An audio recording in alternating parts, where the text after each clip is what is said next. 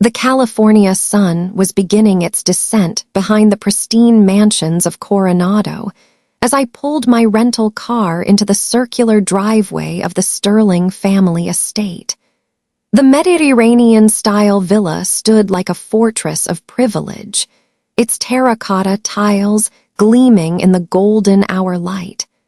Palm trees swayed gently in the ocean breeze, and the sound of laughter and clinking glasses drifted from the expansive backyard, where my mother's 70th birthday celebration was already in full swing. I sat in the car for a moment, my hands still gripping the steering wheel. 72 hours ago, I had been coordinating a classified extraction operation in the Persian Gulf. The transition from tactical command center to family gathering felt like stepping between two different worlds, one where my voice carried the weight of life and death decisions, and another where I seemed to barely register as a whisper. The exhaustion was bone deep. 3 weeks of operational tempo had taken its toll, but I had promised I would be here. Family obligations, my mother had said during our brief phone conversation, were non-negotiable, even for someone with my government job. As I approached the front entrance, a massive banner stretched across the Spanish arches caught my attention. "Welcome to Margaret's family celebration, 70 years of love and legacy." Below it, smaller banners displayed professional headshots of family members with their accomplishments listed underneath. David Sterling, Esquire, Senior Partner, Morrison and Associates. Jennifer Sterling, MD, Chief of Cardiology, UXT Medical. And then, nothing. My photo was conspicuously absent. The heavy oak door opened before I could reach for the handle. James, the family's longtime butler, appeared in his crisp black uniform, his expression politely confused as his eyes swept over my simple navy blazer and dark jeans. "Good evening, miss," he said, his tone carrying the professional distance reserved for service providers. "Are you with the catering company? The staff entrance is around the side." I felt the familiar knot form in my stomach. James had known me since I was 12 years old, had served me countless meals at this very table. But standing here now, with my sun-weathered face and the unconscious military bearing I could never quite shake, I was unrecognizable to him as the little girl who used to sneak cookies from his kitchen. "It's Rachel, James," I said quietly. "Rachel Sterling." His eyes widened in genuine shock, followed quickly by embarrassment. "Commander Sterling, forgive me, it's been so long and you look." He paused, searching for diplomatic words. "You look very professional." Professional. It was a kind way of saying I looked exactly like what I was, a warrior who had spent the better part of 15 years in places where appearance meant nothing and capability meant everything. The soft curves of my childhood had been replaced by lean muscle and sharp angles. My hands, once manicured for family photos, now bore the calluses of countless hours on the range and rappelling ropes. Even in civilian clothes, I couldn't hide the alertness in my eyes that constantly scanned for threats, or the way I instinctively positioned myself with clear sight lines to all exits. "Is she expecting you?" James asked, his voice dropping to a whisper as if my presence might somehow disrupt the carefully orchestrated evening. Before I could answer, my mother's voice cut through the ambient party noise like a conductor's baton calling for attention. Margaret Sterling stood on the back patio, resplendent in cream-colored silk, addressing her assembled guests with the practiced grace of someone accustomed to being the center of attention. "Ladies and gentlemen," her voice carried across the perfectly manicured lawn, "I want to take a moment to introduce the people who matter most to me." I remained in the shadows by the French doors, watching as she gestured toward my brother David, who stood with his wife Jennifer near the infinity pool. The gathered crowd, A mixture of family friends, business associates, and social elite turned their attention toward them with the rehearsed politeness of people accustomed to such formal introductions. But as my mother continued speaking, detailing David's legal achievements and Jennifer's medical credentials, her eyes swept past me as if I were part of the furniture. I was home, physically present in the space where I had grown up, yet somehow I remained completely invisible. The realization settled over me like a familiar weight. This wasn't oversight or accident. This was deliberate erasure. And as I prepared to step out of the shadows and into whatever came next, I couldn't help but wonder if tonight would finally force the conversation we had been avoiding for 15 years, about who I really was and why my family had chosen to forget. I stepped through the French doors and into the warm California evening, positioning myself near a cluster of potted palms where I could observe without drawing attention. The muscle memory of reconnaissance kicked in automatically. Assess the terrain, identify key players, maintain situational awareness. Even at my mother's birthday party, I couldn't turn off the tactical mindset that had kept me alive in hostile environments. The gathering was exactly what I had expected. Coronado's social elite mingling on the expansive stone patio, their conversations a careful choreography of status and influence. Women in designer dresses held crystal glasses of champagne, while men in tailored suits discussed golf handicaps and stock portfolios. Everything was perfectly curated, from the cascading orchid centerpieces to the string quartet positioned discreetly near the pool house. My mother continued her introductions with the precision of a seasoned hostess. David, my son, graduated summa cum laude from Stanford Law. He's just made senior partner at Morrison and Associates.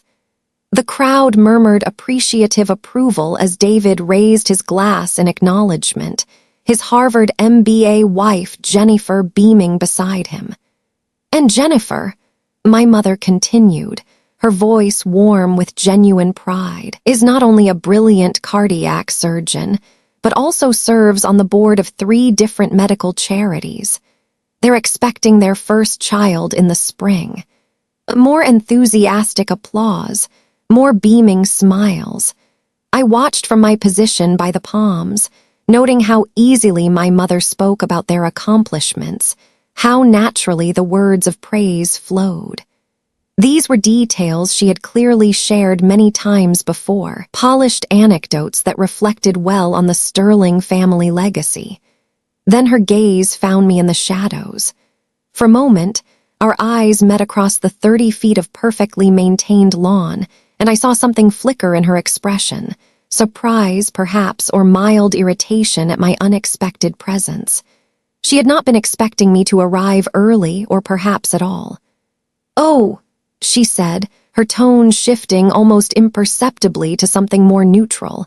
"And this is Rachel." She gestured vaguely in my direction, and suddenly 50 pairs of eyes turned toward me. I felt the familiar sensation of being evaluated, measured against expectations I had never been told about. "Rachel works for the government," my mother continued, the words carrying the dismissive weight of something she neither understood nor particularly cared to understand. "Some kind of administrative position, I believe." Administrative position. The phrase hit me like a physical blow. For 15 years, I had carried a top-secret clearance. I had planned and executed operations that had literally changed the course of international relations. 3 months ago, I had coordinated the rescue of American hostages from a terrorist compound, an operation that had required split-second decisions affecting the lives of 12 innocent people. But to my mother, to this room full of accomplished civilians, I was simply administrative support. A woman in pearls and a Chanel suit approached me with the practiced smile of someone skilled at polite conversation. "How interesting, dear. What department do you work for? I opened my mouth to respond, searching for the careful non-answer I had perfected over the years.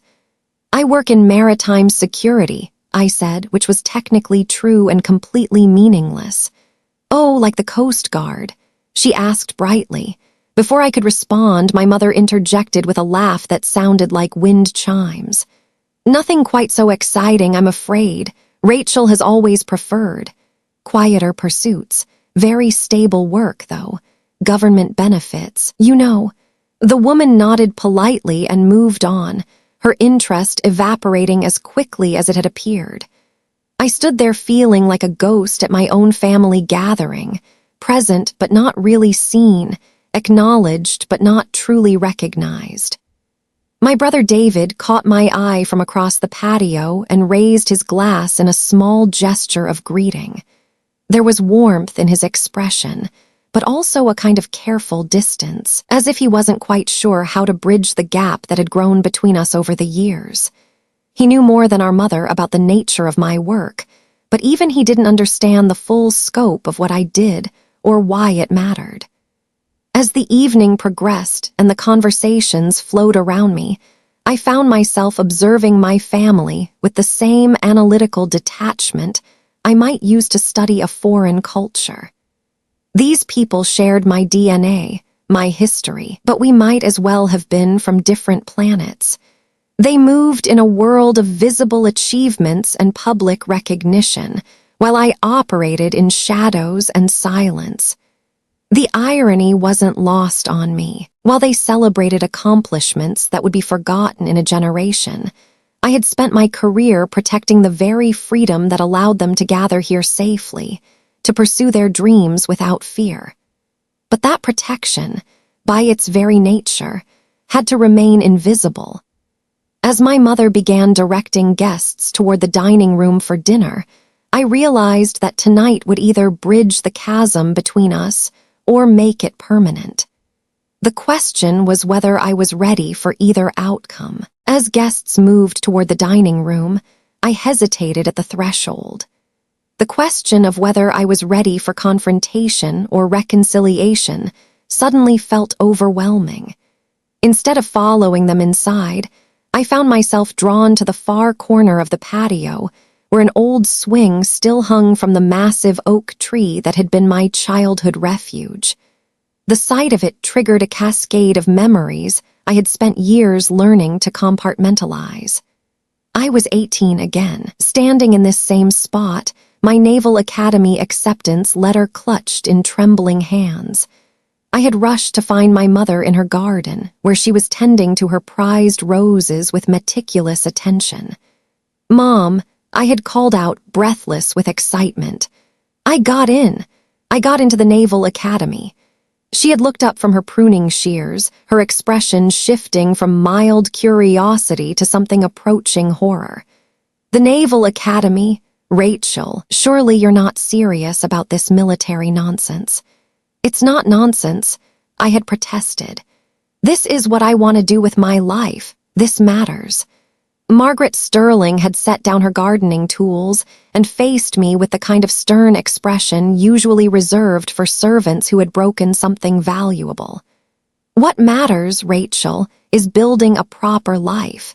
Marriage, children, contributing to your community in meaningful ways. You're throwing away your femininity for what? Playing soldier."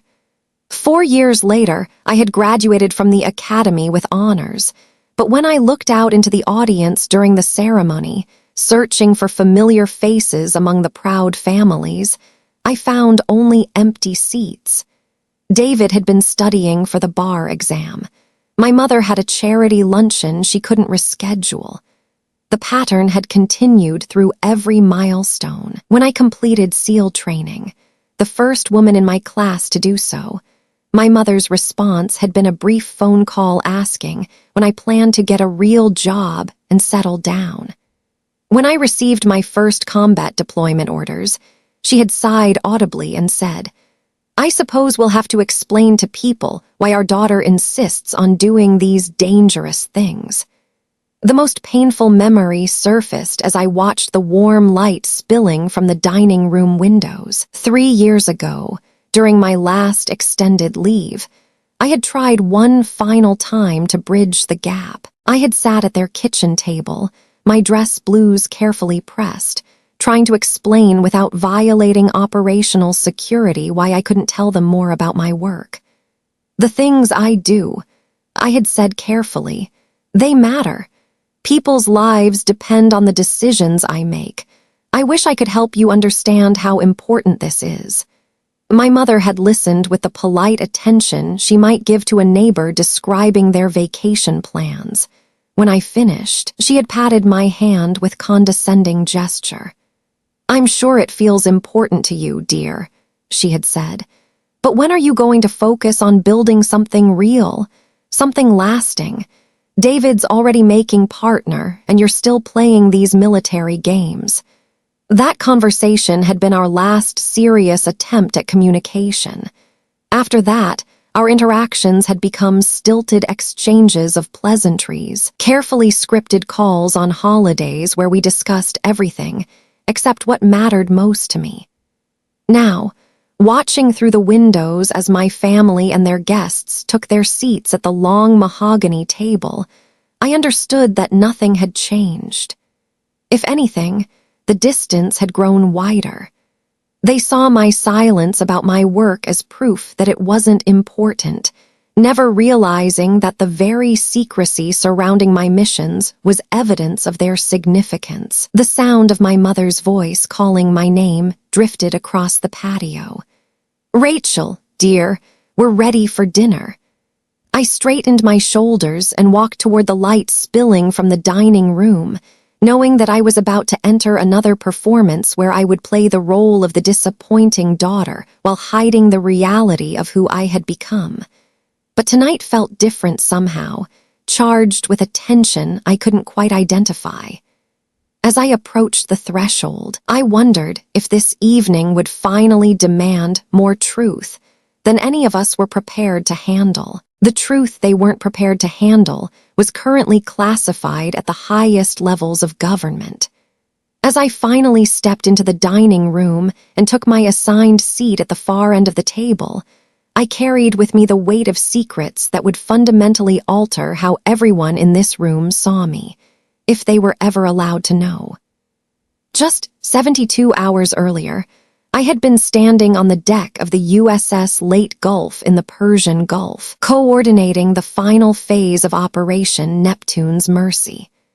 The mission had been 3 weeks in the making, a complex hostage rescue operation that required precision timing across multiple time zones and the coordination of assets from 4 different military branches.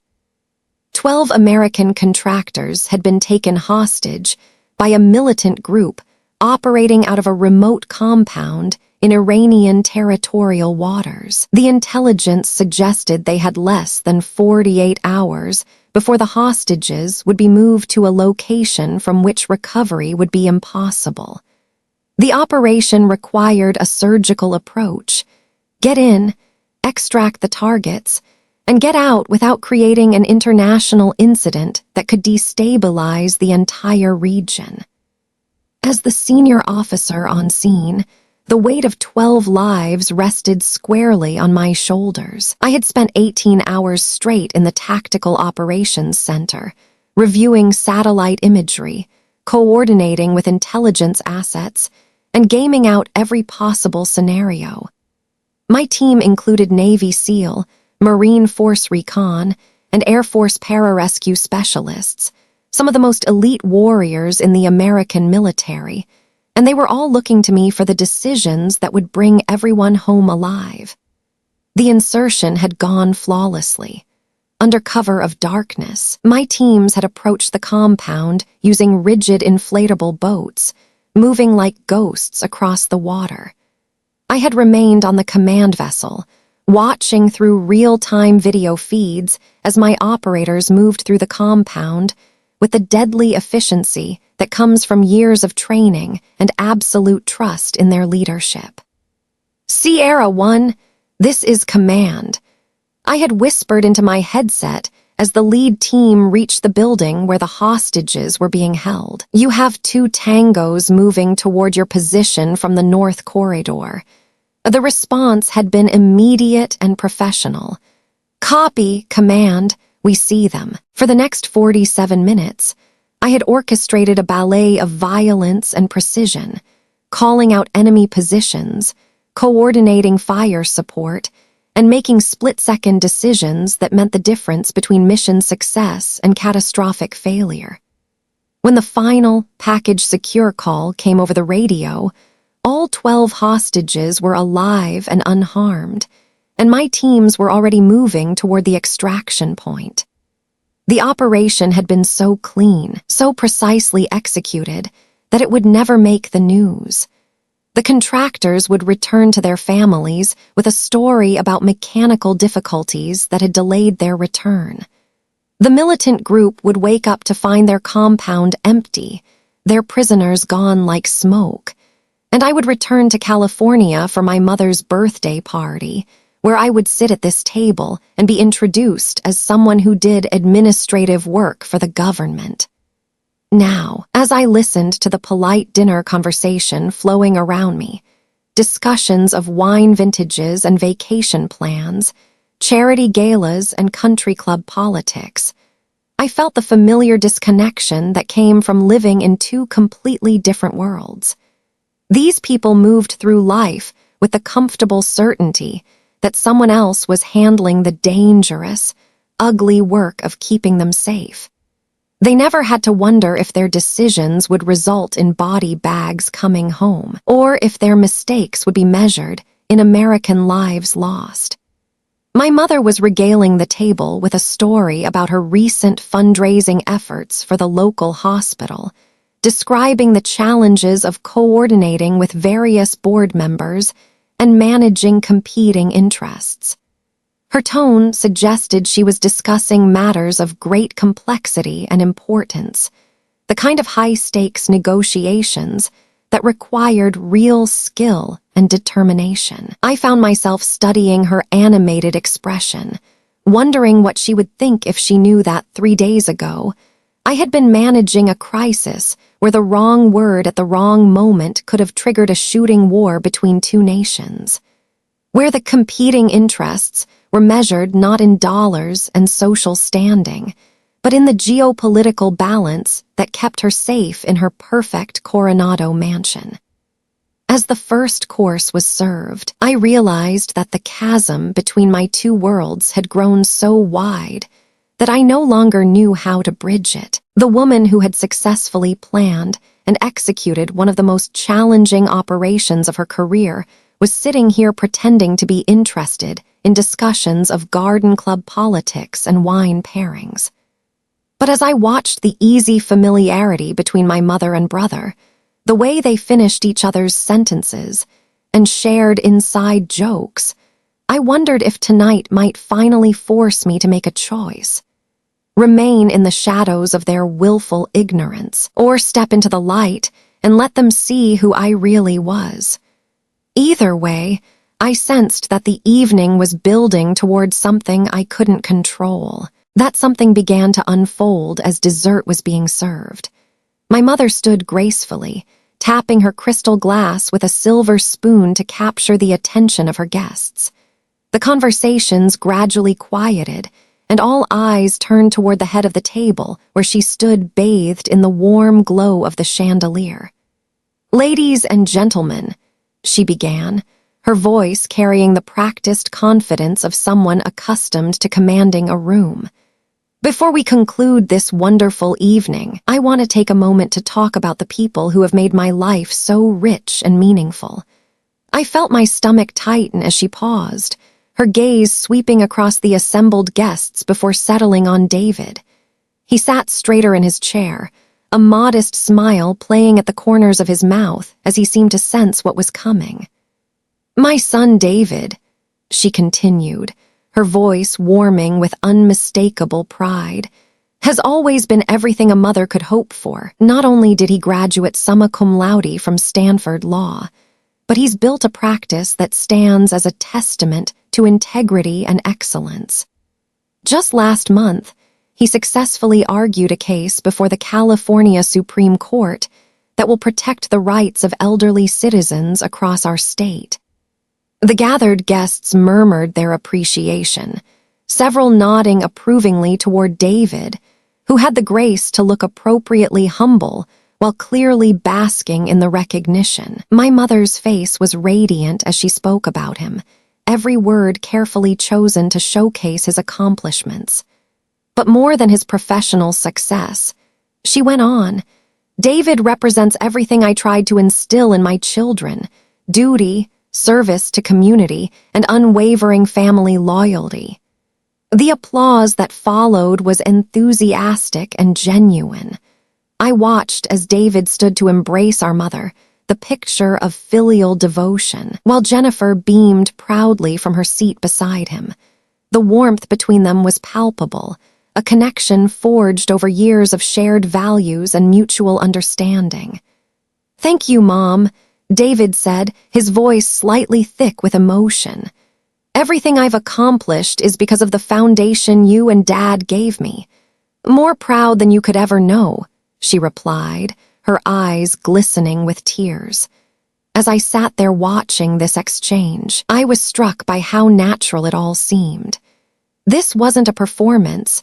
This was genuine love and admiration flowing freely between mother and son. My mother knew every detail of David's career, could recite his accomplishments with the fluency that comes from having told these stories countless times.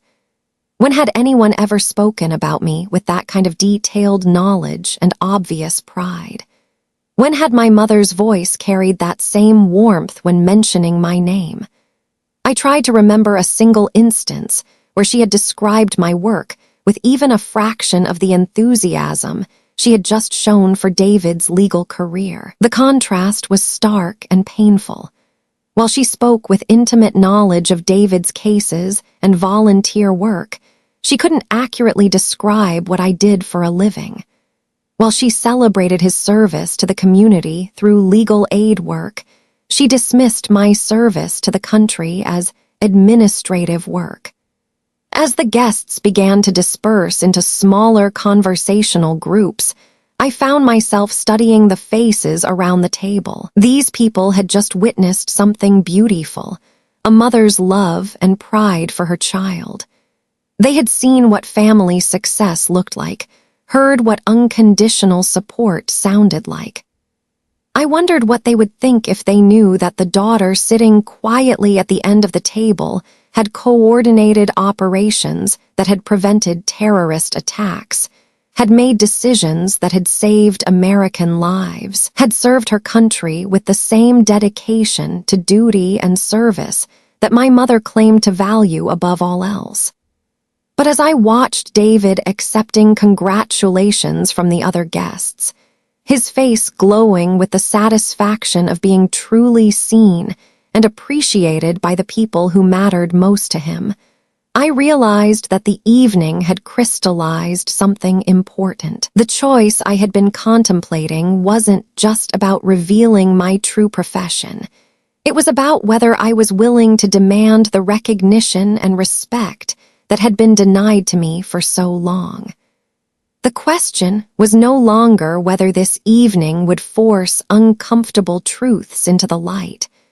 The question was whether I had the courage to be the one to turn on the switch. The courage I needed was about to be tested sooner than I expected. As the evening wound down and guests began to gather their belongings, a well-dressed woman I recognized as one of my mother's longtime friends approached me with the kind of determined smile that suggested she had been working up to this conversation all evening. "Rachel, dear," she said, settling into the chair beside me that David had vacated. "I've been so curious about your work. Your mother mentioned you do something for the government, but she was rather vague about the details." I felt my mother's attention shift toward our conversation from across the room, her expression tightening almost imperceptibly. This was dangerous territory, the kind of probing question that could lead to uncomfortable revelations if not handled carefully. "I work in maritime security," I replied, using my standard deflection. It was technically accurate and meaninglessly broad, the kind of answer that usually satisfied casual curiosity without inviting follow-up questions. But this woman wasn't easily deterred. "How fascinating! And what exactly does that involve? Are you with the Coast Guard? Or perhaps something more investigative?" Before I could formulate another careful non-answer, my mother materialized beside us with the swift efficiency of someone performing damage control. Her smile was bright and dismissive as she placed a proprietary hand on my shoulder. "Oh, Helen, you know how these government jobs are," she said with a laugh that sounded like breaking glass. "So much bureaucracy and paperwork. Nothing too exciting, I'm afraid. Rachel has always preferred quieter pursuits." The words hit me like a physical blow. Quieter pursuits. As if my 15-year career, my classified operations, my leadership of some of the most elite warriors in the military, could be reduced to filing paperwork in some anonymous government office. But surely there must be some interesting aspects to the work, Helen persisted, either oblivious to my mother's attempts at deflection or deliberately ignoring them. "Maritime security sounds quite important, especially these days." My mother's grip on my shoulder tightened, a warning pressure that I recognized from childhood. "Stay quiet. Don't make a scene. Don't embarrass the family with your complications." "Really, Helen?" My mother continued, her voice taking on the patronizing tone she used when discussing wayward pets or disappointing servants. "Rachel's never really settled into anything substantial. She's still trying to find herself, you know. Some people take longer to figure out what they want to do with their lives." The room seemed to tilt around me, still trying to find herself. At 34 years old, after 15 years of distinguished service, after operations that had literally shaped international policy, my mother was describing me as if I were a confused college graduate bouncing between unpaid internships. I felt something crystallize in my chest, a cold clarity that cut through years of accumulated hurt and frustration. The weight of every slight, every dismissal, every moment of being made to feel invisible suddenly condensed into a single, burning point of absolute certainty. I stood up slowly, my movements deliberate and controlled. The conversation in our immediate vicinity gradually quieted as people sensed the shift in atmosphere, the way animals sense an approaching storm. "Actually, Mom," I said, my voice carrying across the now silent corner of the room, "I think there's been a misunderstanding." My mother's face went pale, recognizing something in my tone that she had never heard before. This wasn't the compliant daughter who absorbed criticism in silence. This wasn't the family disappointment who accepted her assigned role without protest. "Rachel," she said quickly, her voice tight with warning, "perhaps we should." "No," I interrupted, the word falling into the silence with the finality of a closing door. "I think it's time people knew exactly what I do for a living." The room had gone completely quiet now, our exchange drawing attention from the remaining guests who seemed to sense they were witnessing something significant. My mother's carefully orchestrated evening was about to become something else entirely. I could see David moving toward us from across the room, his expression concerned as he read the tension radiating from our corner. But he was too far away to intervene, and even if he weren't, I had already passed the point of no return. For 15 years, I had protected my family from the uncomfortable reality of who I was and what I did. I had allowed them to diminish me, to reduce my service to something small and forgettable, because it was easier than forcing them to confront their own willful ignorance. But as I looked into my mother's widening eyes, I realized that their comfort had come at the cost of my own dignity, and I was no longer willing to pay that price. The switch I had been contemplating was finally within reach, and I was about to turn it on. Just as I opened my mouth to speak, the sound of car doors slamming in the driveway cut through the tension like a blade. The distinctive rumble of a government vehicle, the kind of heavy, official sound that carried weight and authority, drew everyone's attention toward the front of the house. Through the dining room's tall windows, we could see the flash of headlights sweeping across the manicured lawn, followed by the measured footsteps of people who moved with military precision. The conversations that had been suspended by my confrontation with my mother now died completely as guests turned toward the windows with curiosity and growing concern. "Are you expecting someone else, Margaret?" Helen asked, her voice carrying the nervous excitement of someone who sensed drama unfolding. My mother's face had gone from pale to ashen. Her eyes darted between me and the front door, as if she were trying to solve a puzzle with pieces that didn't quite fit. "No," she said slowly, "I'm not expecting anyone." The doorbell rang with the kind of authoritative tone that suggested this wasn't a social call. James appeared in the doorway, his expression more confused than I had ever seen it. He looked directly at my mother, his usual professional composure slightly shaken. "Mrs. Sterling," he said carefully, "there are 2 military officers at the door. They're asking to speak with Commander Rachel Sterling." The silence that followed was absolute. It was the kind of silence that occurs when everyone in a room suddenly realizes they've been operating under completely false assumptions. Every head turned toward me, 50 pairs of eyes suddenly seeing me not as the family disappointment, but as someone important enough to warrant an official military visit. My mother's mouth opened and closed soundlessly.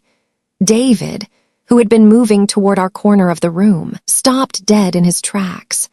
The guests who had been preparing to leave now stood frozen, their departure forgotten in the face of this unexpected development. "Commander," Helen whispered, the title sounding foreign and impossible in the refined atmosphere of my mother's dining room. I felt a familiar calm settle over me, the same focused clarity that had served me well in countless operational situations. Whatever was happening, whatever had brought military personnel to my family's door on a Sunday evening, I was trained to handle it, but the timing couldn't have been more perfect, or more devastating to the carefully constructed fiction my family had been living. "I'll handle this," I said, my voice carrying an authority that none of them had ever heard before. It wasn't the voice of the disappointing daughter or the family afterthought. It was the voice of someone accustomed to command, someone who made decisions that mattered. As I walked toward the front door, I could feel the weight of every stare following me. The woman who had been dismissed as an administrative assistant, who had been described as someone still trying to find herself, was suddenly the center of an unfolding mystery that none of them understood. James opened the door to reveal 2 officers in dress blues, their uniforms impeccable, their bearing unmistakably military. The senior officer, a Navy captain whose chest displayed an impressive array of ribbons, stepped forward with the kind of respectful attention reserved for someone of significant rank. "Commander Sterling," he said, his voice carrying clearly back to the dining room where my family and their guests stood transfixed. "I'm Captain Morrison, and this is Lieutenant Commander Harris. We apologize for the intrusion, but we have an urgent message that requires immediate delivery." Behind me, I could hear my mother's sharp intake of breath. The word commander was starting to sink in, its implications spreading through the room like ripples in still water. This wasn't a mistake or a case of mistaken identity. These officers knew exactly who they were looking for. "What's the nature of the message, Captain?" I asked, my training taking over completely now. The family drama, the confrontation that had been building all evening, Everything faded into background noise as I focused on the official business at hand. "Ma'am," Captain Morrison said, producing a sealed envelope bearing official seals and markings that would mean nothing to civilians but everything to military personnel. "We have a communication from the highest levels of government. It requires your immediate attention." The envelope in his hands seemed to glow with significance in the porch light. Whatever it contained, whatever had prompted two senior officers to interrupt their Sunday evening to deliver it personally, was about to change everything. As I reached for the envelope, I was acutely aware that behind me, my family's entire understanding of who I was and what I did was about to be shattered beyond repair. The switch wasn't just within reach anymore. It was being thrown by forces completely beyond my control. The envelope felt heavier than it should have as I broke the official seal, my fingers steady despite the magnitude of what was unfolding. Behind me, the silence had taken on a quality I recognized from operational briefings, the kind of absolute attention that comes when people realize they're witnessing something that will change everything they thought they knew. Captain Morrison's voice carried clearly through the open doorway as he addressed not just me, but the entire room that hung on his every word. "Ma'am, we need to inform you that this communication comes directly from the office of the President of the United States." The collective intake of breath from the dining room was audible. I could feel my mother's shock radiating across the space between us like a physical force. The phrase "office of the President" had landed in her carefully orchestrated social gathering like a depth charge, shattering the comfortable assumptions that had governed this evening. Lieutenant Commander Harris stepped forward, his expression grave and respectful. "Commander Sterling, before you read the contents, we want you to know that this message acknowledges Operation Neptune's Mercy and its successful completion 72 hours ago." Operation Neptune's Mercy.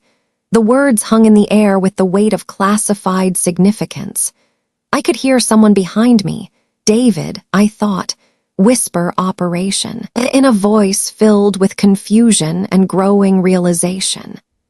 Furthermore, Captain Morrison continued, his voice taking on the formal cadence of official military communication. "We have been instructed to inform your family and any present witnesses that Commander Rachel Sterling holds the distinction of being the highest-ranking female officer in the history of U.S. Navy SEAL operations." The silence that followed wasn't just quiet. It was the absence of sound that occurs when a room full of people simultaneously stops breathing. I turned slightly to gauge the reaction behind me and saw a tableau of frozen faces, mouths agape, eyes wide with incomprehension. My mother stood as if she had been turned to stone, her perfectly composed expression cracked wide open to reveal raw shock underneath. Helen, who had been so curious about my administrative work, had gone completely pale, her hand pressed to her mouth as if to prevent an involuntary sound from escaping. But it was David's face that held my attention. My brother, who had spent the evening basking in well-deserved praise for his legal accomplishments, was staring at me as if he were seeing me for the first time. His expression cycled through confusion, disbelief, and something that might have been awe. "SEAL operations." My mother finally managed to whisper, the words sounding foreign and impossible in her voice. "But that's... You said she did administrative work. You said she was still trying to find herself." Captain Morrison's eyebrows raised slightly at this revelation, and I caught the briefest flicker of something that might have been amusement cross his features.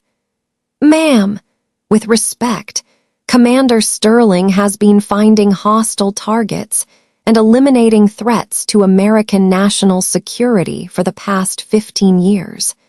There's nothing administrative about leading direct action operations in some of the most dangerous regions of the world. The weight of his words settled over the room like a blanket of lead. Every dismissal, every casual reduction of my career to paperwork and bureaucracy, every suggestion that I hadn't found my place in the world was being systematically dismantled by official testimony from the United States Navy. I opened the presidential communication, scanning its contents quickly before the formal reading that protocol would require. The words, exceptional valor, tactical brilliance, and saved American lives jumped out at me from the official letterhead that bore the seal of the highest office in the land. "The contents of this message," I said, turning to face the room full of guests who were now looking at me with expressions ranging from shock to something approaching reverence. "Recognize actions taken during a classified hostage rescue operation that resulted in the safe recovery of 12 American citizens." My mother's legs seemed to give out slightly, and she reached for the back of a chair for support.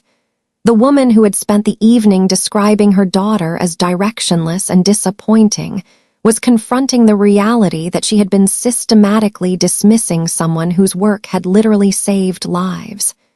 12 people, David said slowly, as if testing the weight of the words.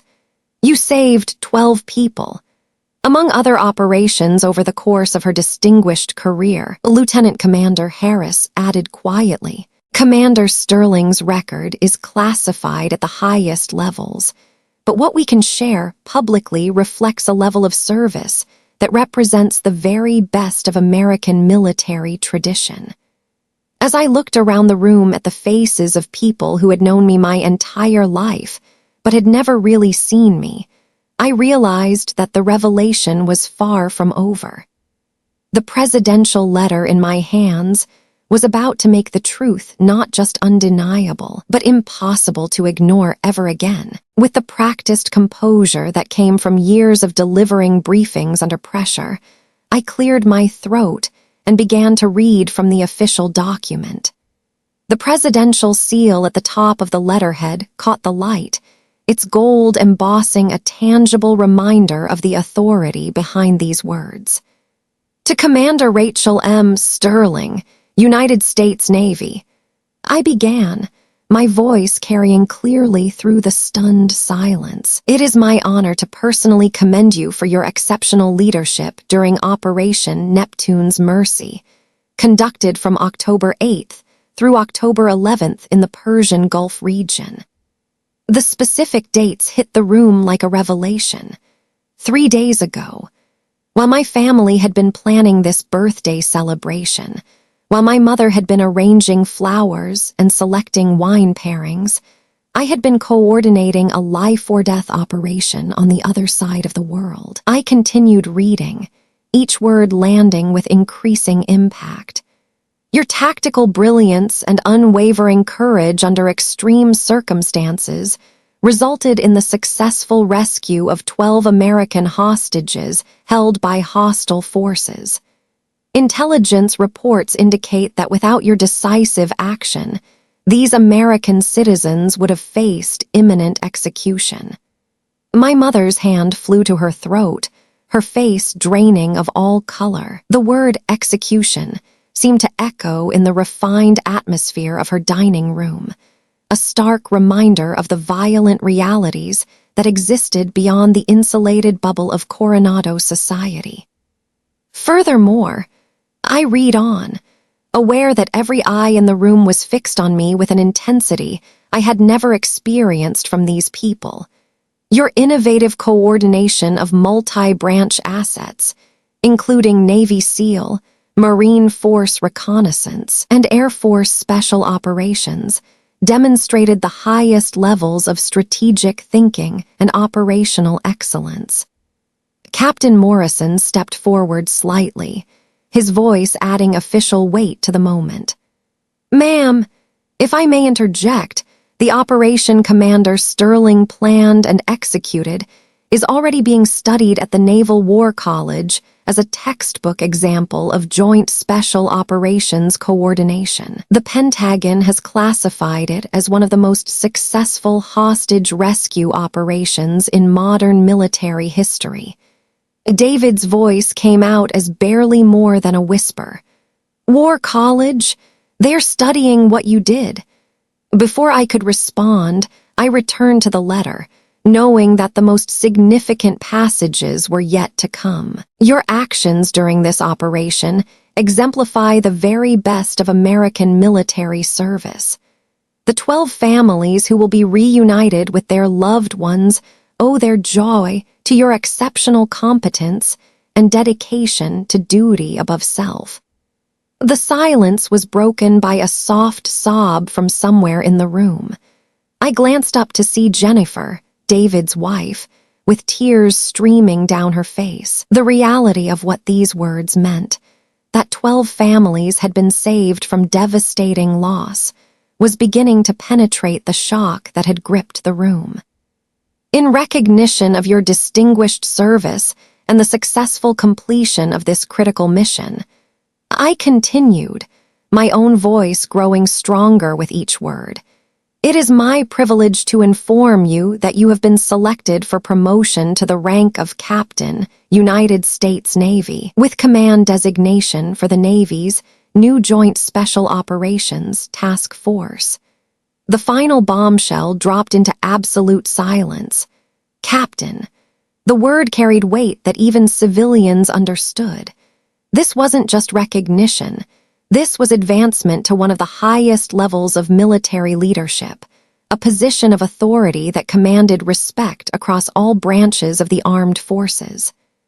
Lieutenant Commander Harris spoke up, his voice formal but warm with genuine respect. "Commander Sterling, your promotion makes you not only the highest-ranking female SEAL in Navy history, but also the youngest officer ever selected to command the Joint Task Force. The Secretary of Defense personally recommended you for this position. It's an honor to serve in the same Navy as you, ma'am." I could see my mother trying to process this information, her worldview crumbling with each new revelation. The daughter she had introduced as doing administrative work was being promoted to a position that would put her in command of the most elite special operations forces in the American military. "The letter concludes," I said, returning to the presidential communication, "with gratitude for your continued service and the assurance that your country recognizes the sacrifices you have made in the shadows, protecting freedoms that most Americans will never know were threatened." I folded the letter carefully, the weight of its contents still settling over the room like dust after an explosion. When I looked up, I found myself facing a collection of people who seemed to be seeing me for the first time in their lives. My mother stood frozen, her carefully constructed evening lying in ruins around her. The daughter she had dismissed as directionless and unsuccessful had just been personally commended by the President of the United States and promoted to a position of extraordinary responsibility and honor. Helen, who had started this chain of events with her innocent curiosity about my work, was staring at me with something approaching awe. "Captain," she whispered, testing the title like a foreign word. "You're going to be Captain Sterling." As the magnitude of the evening's revelations continued to sink in, I realized that we had crossed a threshold from which there could be no return. The comfortable fiction that had defined my relationship with my family for 15 years had been obliterated by official testimony and presidential recognition.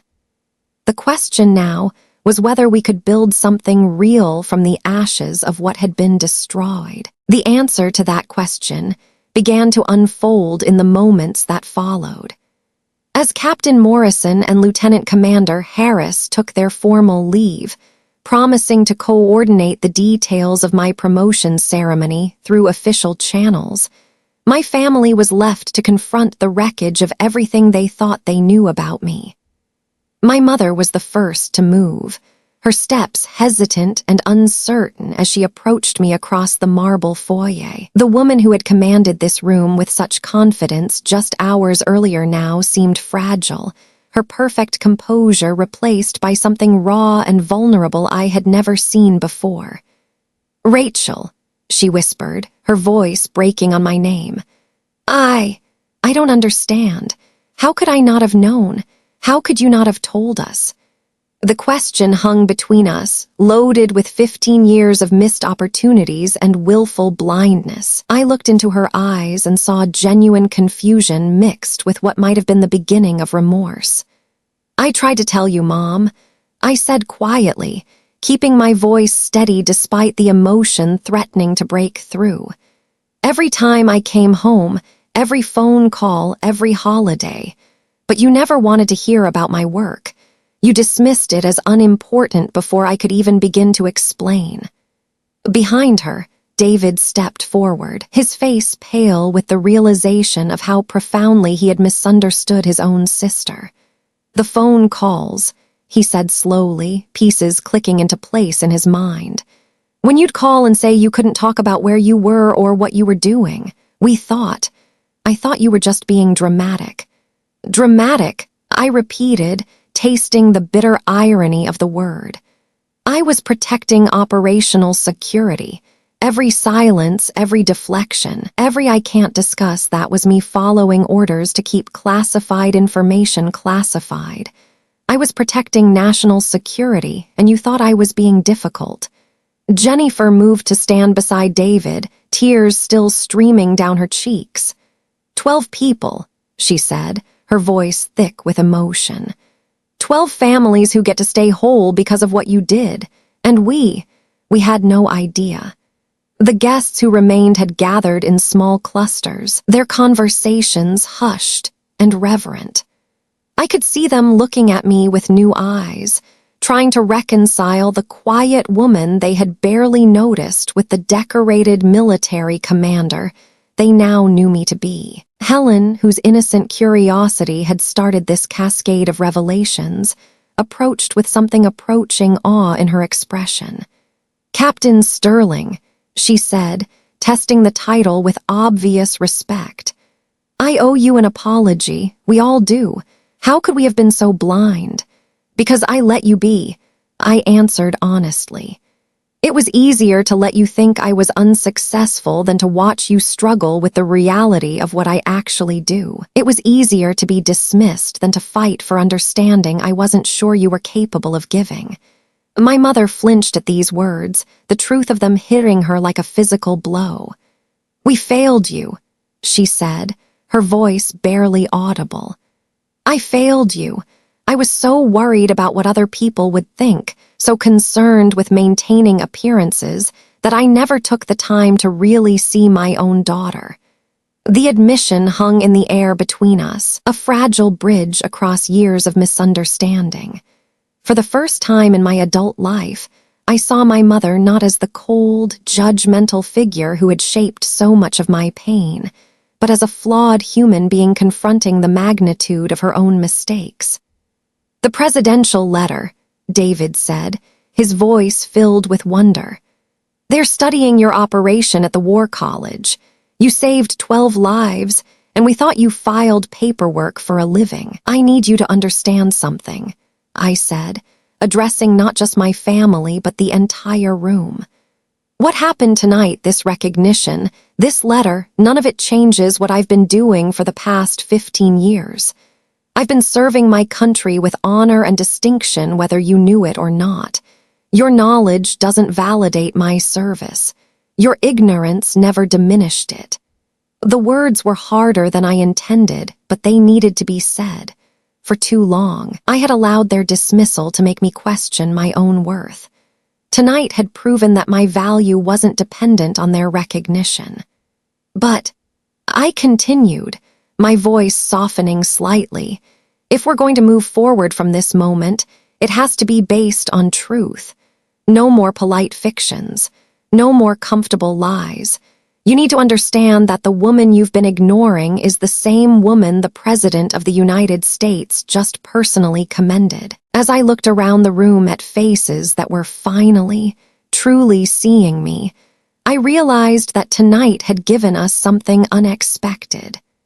The possibility of a real relationship built on honesty rather than the careful choreography of mutual disappointment that had defined our family for so long. That possibility began to crystallize when my mother did something I had never seen her do in 34 years of life. She walked to the mahogany sideboard where family photos were displayed in elegant silver frames, picked up the formal portrait of herself and David that had dominated the collection, and quietly set it aside. "We need new pictures," she said, her voice still shaky but gaining strength. "Real pictures, pictures that include everyone who belongs in this family." The gesture was small, almost symbolic, but its impact reverberated through the room. For the first time in my adult life, my mother was acknowledging that the carefully curated image of the Sterling family had been fundamentally incomplete. David moved to stand beside me, his expression still processing the magnitude of what he had learned. "Ratch," he said, using the childhood nickname he hadn't spoken in years. "I need you to know that I'm proud of you. I've been proud of you all along, even when I didn't understand what I was being proud of." His words hit harder than I had expected. "You never said anything," I replied quietly. When Mom would dismiss my work, when she'd change the subject every time I tried to explain why I couldn't come home for holidays or why I couldn't talk about certain things, you never defended me. "I know," he said, his voice heavy with regret. "I thought you were just being stubborn, choosing a career that made family relationships difficult. I didn't understand that you were choosing something that required you to sacrifice those relationships for something bigger than all of us." Jennifer approached us, her medical training evident in the careful way she studied my face. "The scars," she said suddenly. "The small ones around your eyes, the way you carry your left shoulder slightly higher than your right. I noticed them earlier but thought they were from sports injuries or accidents. They're not, are they?" I looked at her with new respect. She had seen what others had missed, the physical evidence of a life lived in dangerous places. "No," I said simply. "They're not from accidents. Battle scars," my mother whispered, the words sounding foreign in her refined voice. "My daughter has battle scars, and I never even noticed."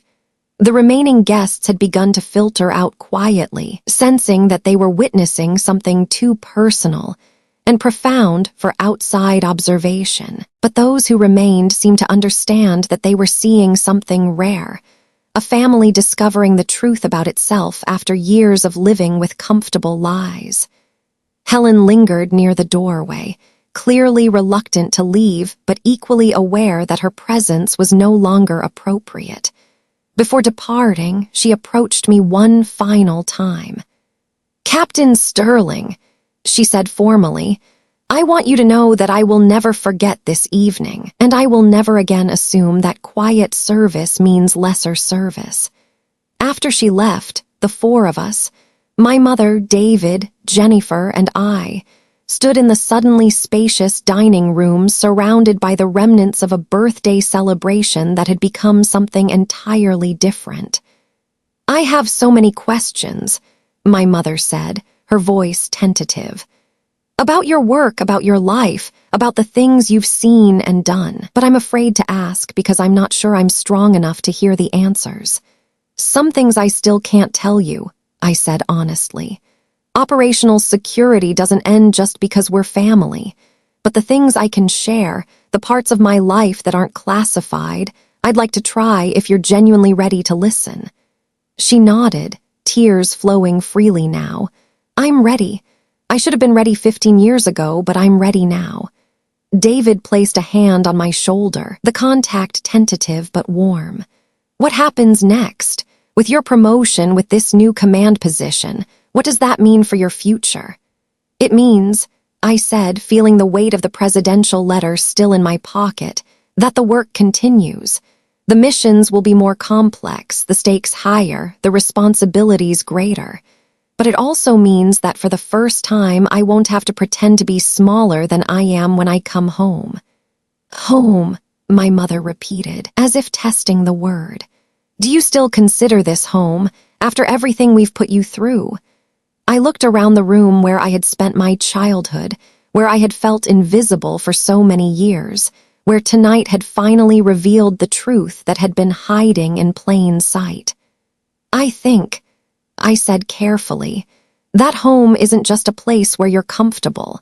Sometimes it's a place where you're challenged to become better than you were before. As the evening drew to a close, and we began the slow process of clearing away the remnants of a celebration that had become a revelation, I realized that tonight had given us something more valuable than recognition or understanding.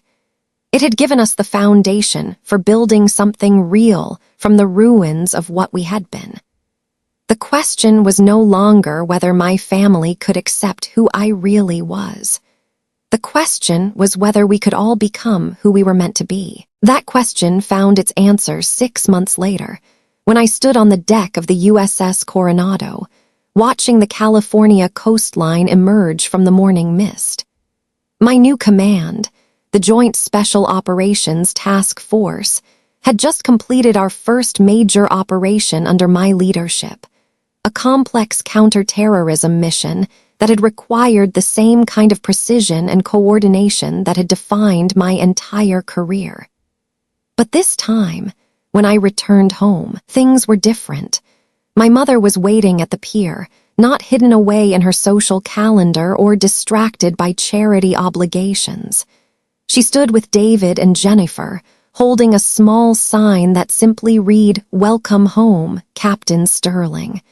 The sight of it, my rank, my name, written in her careful handwriting, struck me with unexpected emotion. "How did it go?" she asked as I approached, and for the first time in my life, I heard genuine curiosity in her voice instead of polite obligation. "It went well," I said, unable to share details but seeing in her eyes that she understood the weight of what I couldn't say. 12 more families get to stay whole. She nodded, and I saw tears gathering in her eyes. "I've been reading," she said quietly, "about military operations, about what you do. I still don't understand all of it, but I'm trying to learn what it means to have a daughter who serves." The transformation hadn't been instantaneous or perfect. There had been difficult conversations, moments of backsliding into old patterns, times when the gap between our worlds still felt insurmountable. But the foundation of honesty we had built that night at her birthday party had proven stronger than the years of willful ignorance that had come before. David had surprised me the most. 3 months after the revelation, he had quietly started volunteering with a veterans legal aid clinic, using his skills to help former service members navigate the complex bureaucracy of disability claims and benefit disputes.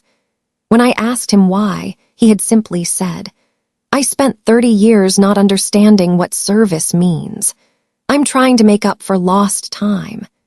"There's something I want to show you," my mother said as we walked toward the car. She handed me her phone, open to a social media post she had written the day before. The caption read, "Proud mother of Captain Rachel Sterling, who leads from the shadows so that others can live in the light.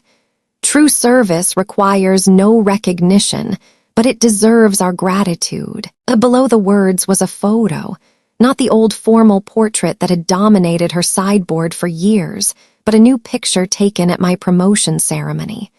I stood in my dress blues, the silver oak leaves of my new rank gleaming on my shoulders, flanked by my family. For the first time in any family photo, I was in the center. "I wanted people to know," she said simply.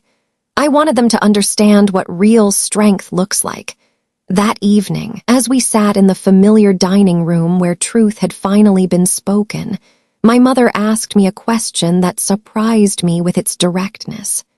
"Do you forgive us for all those years of not seeing you, not understanding what you were sacrificing for all of us?" I considered her question carefully. "Forgiveness," I had learned wasn't about forgetting the past or pretending that years of dismissal hadn't left scars. It was about choosing to build something better from the foundation of truth we had finally established. "I forgive you," I said, "but more importantly, I understand you now. You weren't rejecting me. You were rejecting something you couldn't comprehend. The difference is that now you're choosing to try to understand, even when it's difficult." As I looked around the table at faces that had learned to truly see me, I realized that the most important battle I had ever fought hadn't been in some distant war zone.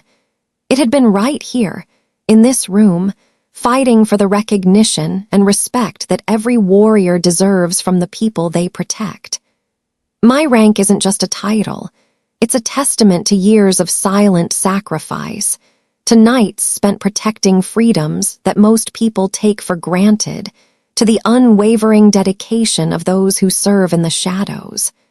But perhaps more importantly, it's proof that true strength doesn't require applause to be real, and genuine service doesn't need recognition to have meaning.